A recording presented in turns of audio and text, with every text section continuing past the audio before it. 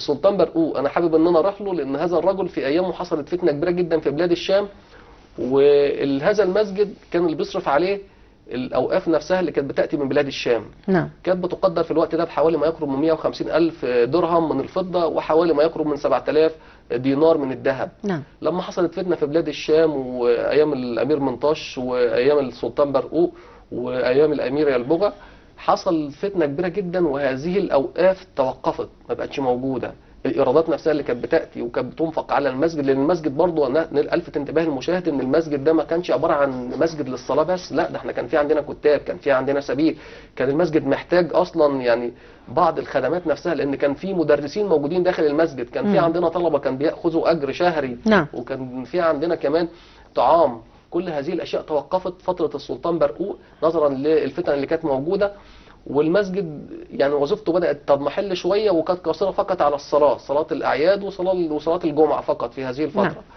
طب دور وزارة الأوقاف والمجهود الكبير اللي كانت بتبذله، ودور لجنة حفظ الآثار في ترميم الجامع دكتور أحمد؟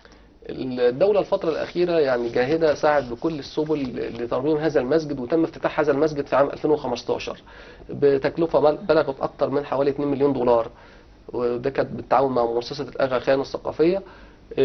بس قبل هذا التطوير او قبل هذا الترميم او الافتتاح، كان في عندنا عده محاولات. احنا بنتكلم برضو من القرن ال17 حتى القرن ال20. لما نيجي نتكلم مثلا، احنا بنقول ان ابراهيم اغا مستحفظان، هذا الرجل ده كان بيعتبر من كبار الامراء في العصر العثماني، وهذه الطائفه، طائفه المستحفظان في الفتره في الدوله العثمانيه، كانت طائفه كبيره جدا، وكانت تعتبر يعني من الطوائف اللي كانت بتحاول بقدر الامكان تبقى حلقه وصل ما بين السلطان والباشا اللي موجود في القاهره، بتحاول تنفذ كل هذه الاوامر، او بمعنى اصح او بمعنى ادق كمان كانت مسؤوله عن حمايه القلاع في هذه الفتره. هذا الرجل كان مباشر على هذا المسجد، او كان ناظر الوقف على هذا المسجد، وهو اللي عمل بقى الترميمات اللي موجوده في المسجد، وهو اللي استحدث القيشان اللي موجود، وده يعتبر اكبر مسجد موجود في القاهره في قطعه من القيشان الازرق، لذلك المسجد اخذ تسميه الجامع الازرق. واشتهر بيه من بعدها. احنا هيكون معانا بعض الصور على الهواء، ناخد برضو تعليق حضرتك عليها ونعرف كل صوره بتمثل. ده بالنسبه للمأذنه. المأذنه مكونه من 3 دورات بيعلوها خوذه، ثم الهلال النحاسي اللي موجود اعلى المأذنه. اللي في الوسط ده اللي هو يعتبر صحن المسجد. نعم. اللي كان موجود مكان او بجوار النخل كده، كان في عندنا اللي هو طبعا الميضاء او الفسقيه اللي انشاها الامير طوغان الناصر، طوغان الضوادار، فتره دوله المماليك البرجيه.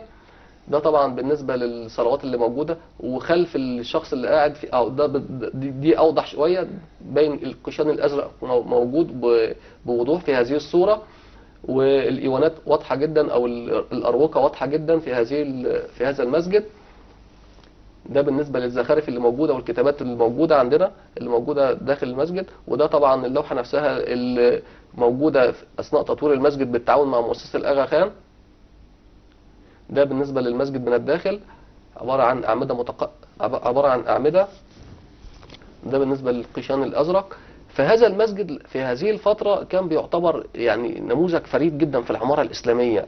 احنا في عندنا مسجد أزرق موجود في تركيا، وده المسجد الأزرق الآخر اللي موجود في مصر في هذه الفترة، وده مش الأثر الوحيد برضه في مصر اللي يعني يعتبر اللي فيه القيشان الأزرق. احنا في عندنا منشآت أخرى بالمناسبة تتمتع بنفس الفكرة، كان في نفس العصر وفي نفس الفترة تقريبا، ودي كانت المنشآت نفسها اللي كان يعني شرع في تجديدها وترميمها الأمير عبد الرحمن كتخدة، وده كان في فترة الدولة العثمانية أيضا، لأن ده كان محافظ مصر في هذه الفترة. وبعد كده بدأ إن هو يعمل أسبلة، حتى هو ليه سبيل شهير جدا موجود في شارع